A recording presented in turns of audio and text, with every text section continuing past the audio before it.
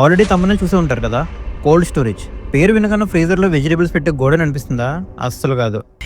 That's not natural.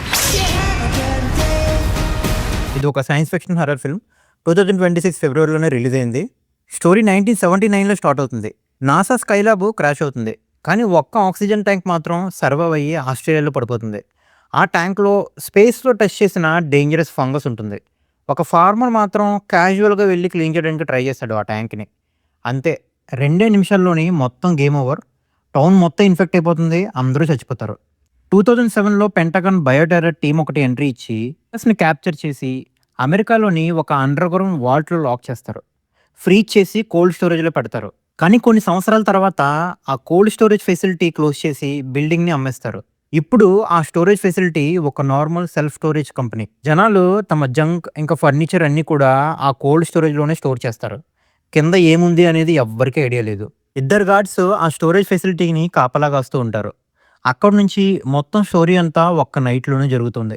అదే రోజు రాత్రి ఒక ముసలావిడ తన స్టోరేజ్ ఫెసిలిటీని చెక్ చేసుకోవాలి, తన హస్బెండ్ మెమరీస్ని ఒక్కసారి గుర్తు చేసుకోవాలని వస్తుంది లేట్గా. కానీ అది ఒక సూసైడ్ ప్లాన్. అదే టైంలో గార్డ్స్కి ఒక వీడ్ బీపింగ్ సౌండ్ వినిపిస్తూ ఉంటుంది.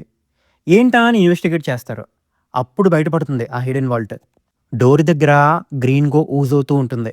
అక్కడ ఉన్న ఎలకలన్నీ ఇన్ఫెక్ట్ అయ్యి వాటి టైల్స్ ఫ్యూజ్ అయిపోయి ఒక క్రీపీ ర్యాట్ కింగ్గా మారిపోతాయి.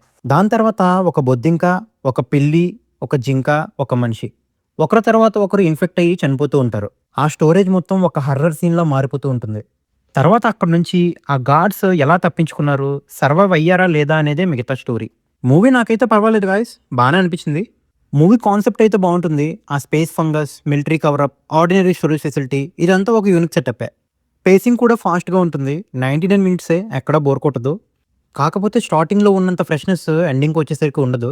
ఎండింగ్ కూడా చాలా రష్డ్గా అనిపించింది. ఇంకా ఎక్కడ కూడా క్యారెక్టర్ డెప్త్ అనేది ఉండదు. ఆ యానిమల్ సీజే కూడా అంత గొప్పగా ఏం అనిపించలేదు, పర్వాలేదు అంతే. సో అది గాయస్, మీరు కూడా ట్రై చేయండి. ప్రస్తుతానికైతే అమెజాన్ ప్రైమ్లో ఇంగ్లీష్ లాంగ్వేజ్లో మాత్రమే స్ట్రీమ్ అవుతుంది, తెలుగులో ప్రస్తుతానికి అవైలబుల్ లేదు. No adult scenes, no bad language. ఈ వీడియో నచ్చితే లైక్ చేయండి.